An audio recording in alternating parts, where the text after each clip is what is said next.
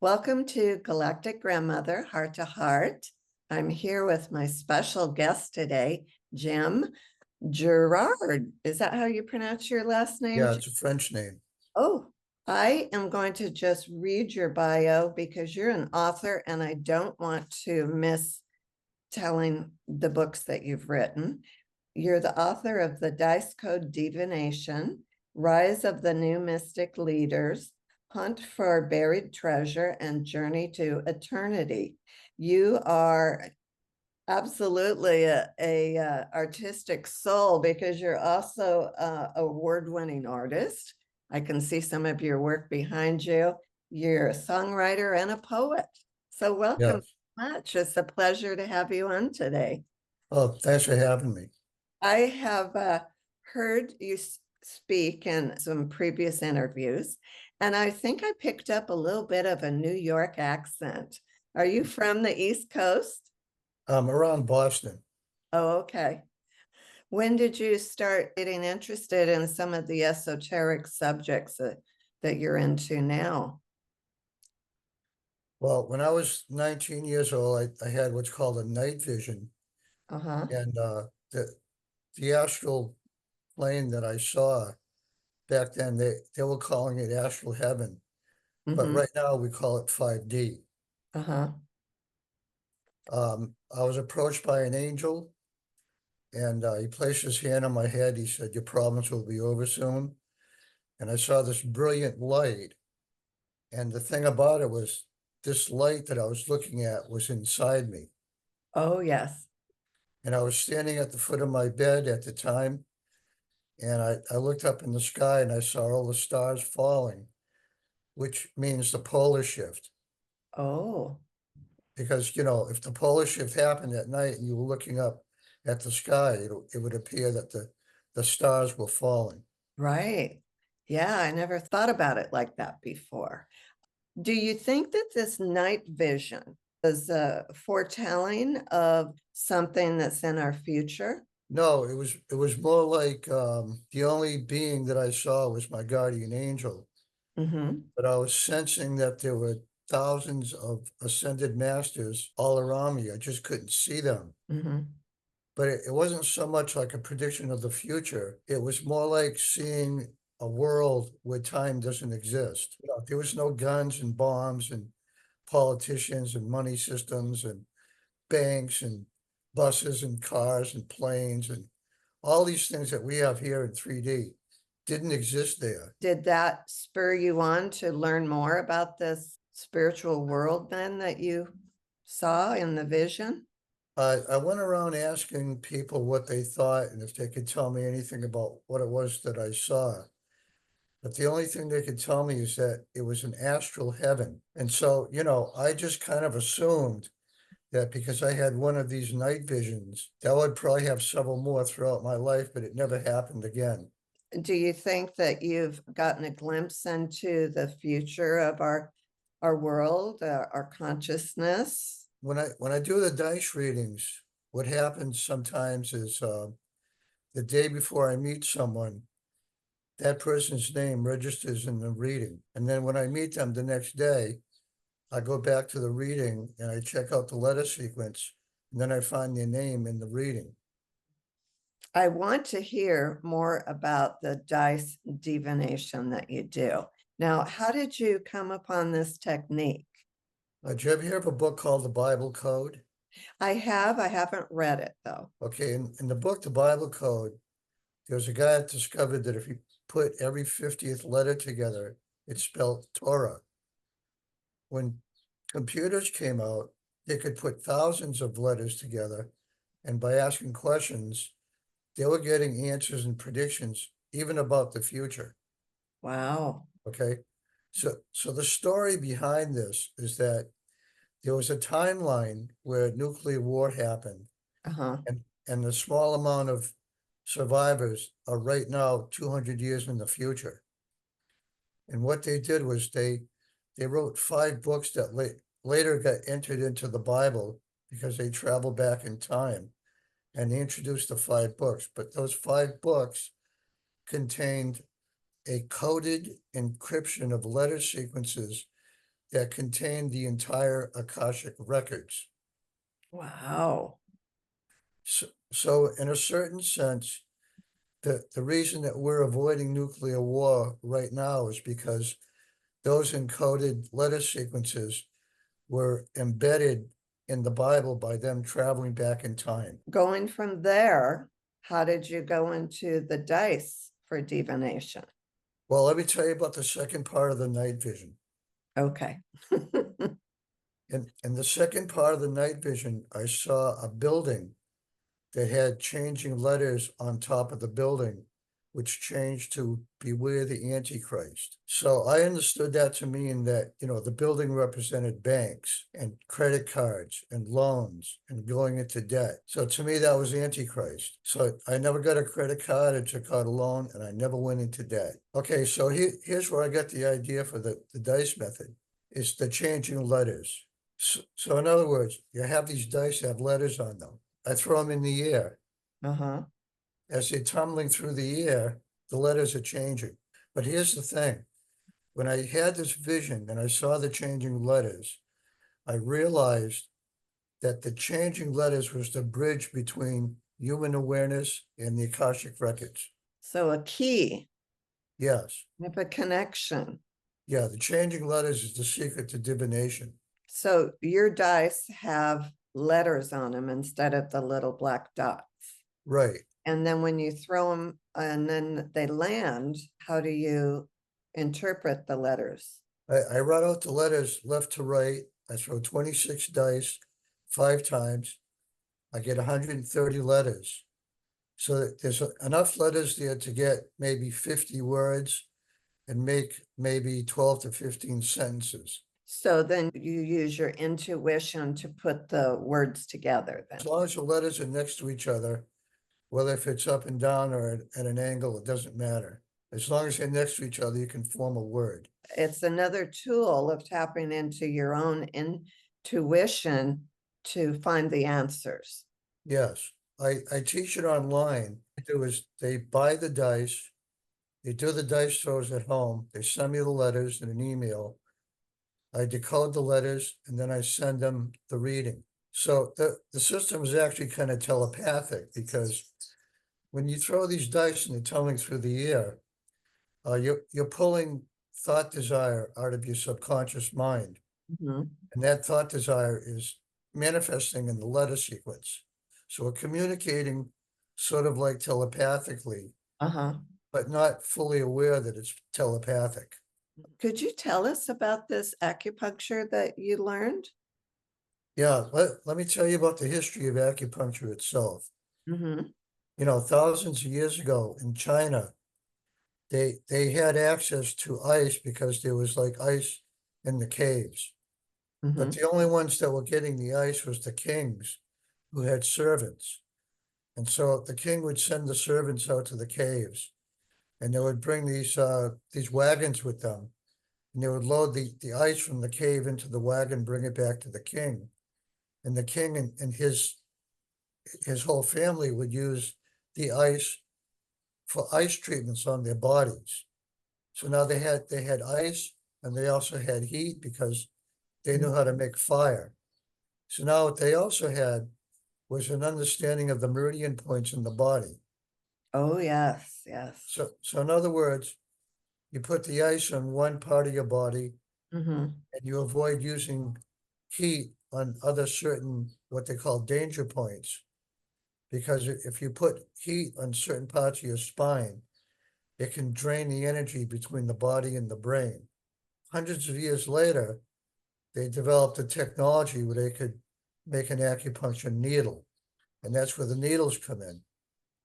Acupuncture technique that I learned and got certified for is the original acupuncture with temperature. And working with the meridians. Right. Like, for example, an ice pack will strengthen your nervous system. But if you're riddled with pain, the best thing is heat. And you would have to put it on the specific meridian to really have the best effect, I would imagine. Right. And there are danger points. Like, for example, like right here, you have lung Uh-huh. points. Mm-hmm. The lung 1 is this point here. I always use ice. Each meridian recharges at a certain time of the day for 2 hours. Oh, And the whole entire body recharges between 3 a.m. and 5 a.m. That's why we go to sleep when the sun goes down and we get up and go to work when the sun comes up. That's a natural rhythm. Yeah, no. the whole entire body recharges through the lungs between 3 a.m. and 5 a.m. Now, is there any position that you should sleep in? No, no, it depends on the person. So what we learned in this course Uh-huh, was the danger points, mostly because you want to avoid putting heat on certain parts of your body because you don't want to drain the energy out. right. So you use ice instead, and ice is very strengthening. My son does every morning an ice bath. They're finding out now, the research is saying how all the benefits that has for you, but how does that correlate with what you learned in your acupuncture? An ice bath is good depending on the person. It can be good for some people, not so good for others. For some people, the quality of their nervous system requires that they take a hot bath every day. But if you're strong and you're strong already, you can take an ice bath every day. Once you gain a momentum doing that, Uh-huh. you can just keep doing it your whole life. But there's natural portals, correct? And there's also some man-made portals. I heard you speak about that on another interview about portals. Well, do you believe that there's some inner earth civilizations and tunnels, Oh yeah, absolutely. and they're what we might consider higher frequency or interdimensional? Yeah, they're both higher frequency and interdimensional. Mhm. And the frequency that we vibrate on doesn't really allow us to go down there. It's very interesting. And Yeah, just yesterday I was kind of going over the story of Olaf Jansen, who was a Norwegian sailor who left with his father, and they sailed into the hole at the top of the North Pole. And they yeah, went into the inner earth and they met the giants. mhm, And they spent 2 years there, learning their language. But everything down there is bigger. mhm. Everything was enormous. The fruits, the people, the animals, everything. When you brought up about the inner earth beings and food and everything being larger, I've just been interviewing a woman that leads shamanic journeys to Telos in Mount Shasta, which is the interdimensional city there. And she said that the fruit and vegetables they grow there are huge. She said a strawberry could be like this. Yeah. And I wondered about that, why it was so much bigger. And that's because they're living within natural frequencies. They're not being bombarded by electrical frequencies. Oh, another important topic that I've heard you talk about is the fact that, of course, our spirit soul is eternal and we're co-creators because our consciousness is interlinked really with all. And we can create our own personal timeline and also assist in creating a general timeline that we're on. Yeah, we're definitely co-creating. I think that all of us that are on more of the positive timeline have a great effect. Do you see us balancing this out, the negative and the positive? And do you see when will that tipping point come to where it's more positive? Instead of prediction, I think it really has more to do with the process of descension instead of ascension, because before ascension can happen, which means to rise up, each individual has to descend within themselves and become grounded and align their priorities. Mhm. And what I mean by priorities sort of goes beyond right and wrong, because Right. everybody already has a sense of right and wrong. But what I mean is that there's a lot of these topics that we're talking about, a lot of people become really interested in. But what happens is that they become so interesting in these topics and subjects, it becomes like an obsession. And Mhm. the next thing you know, their consciousness is orbiting out in space, and now Right. they're going around planet Jupiter, and they can't find the point of reentry to come back down to planet Earth. And they become distractions. Yeah, And they can't get their feet on the ground. right, we need to center within ourselves and unpeel certain layers of who we really are not and become our authentic self. Yeah. Let me tell you something about the dice method. What happens with the dice method is that you're bypassing the thinking mind in the awake state. You're accessing the subconscious, and the subconscious is connected to the Akashic records. That's the only way it can work, is by bypassing the thinking mind, because all the thoughts that you have that are trying to rise up to the surface can't make it. Mhm. So not only do you have thoughts and memories of all your past lives, but you also have thoughts and memories of all knowledge within you. But that all knowledge is not breaking up to the surface. It's being blocked by the thinking mind because of all the indoctrination we've had from schools and parents and teachers and movies and books, and everything else is all indoctrination Right, to keep you on the treadmill. So you keep working your whole entire life, pay taxes, and then you die. For what? What was right. it all for? Why did you do all of that? Wasn't for our, not for humanity's benefit. No, this is what people are waking up to. Right. Why am I doing this? Mhm. You know, I go to work for 40 or 50 hours a week. I'm totally exhausted. I don't even have enough money to pay the bills. Well, this has been so fascinating talking to you. You've a wealth of knowledge. Is there anything that you would like to leave the audience with that you think it's important for them to know at this time? Yeah, some people would like to get readings from me. I do 2 readings. Okay. They send me 2 photos, one of each palm, and their birthday, and I do a palm reading. After I do the palm reading, I do a dice reading. Okay, so the reason for the palm reading is to get reference points to Uh-huh. do to do the dice reading, because I need to know something about their person, like their birthday. And when I look at their palm, it's like looking at their whole life. Okay, so then what happens is, if they want to learn the method, they buy the dice. And like I was explaining before, they do the dice throws and send me the letters. I decode the letters and send them the reading.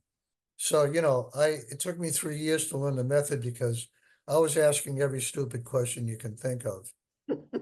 So I didn't know, I didn't have a mentor. There Uh-huh. was nobody there for me to go ask Right. questions like what to do next. I was all on my own. I remember a company called Adventures Unlimited, and they sold nothing but books on Bigfoot and UFOs and supernatural stuff. And Mm-hmm. I got all my books from them. Well, that's nice. That's nice. I don't think I knew about them. Yeah, all my services are free. Would you like to share where people can contact you? I'll put it below this video. If you could put a link of my Facebook page, they can get in touch with me there. Thank you so much. I really appreciate you taking the time to share so much information with us and give us a glimpse into the interesting person that you are. And I hope people do take advantage of the offerings that the services that are available. Talk to you later. Nice talking to you.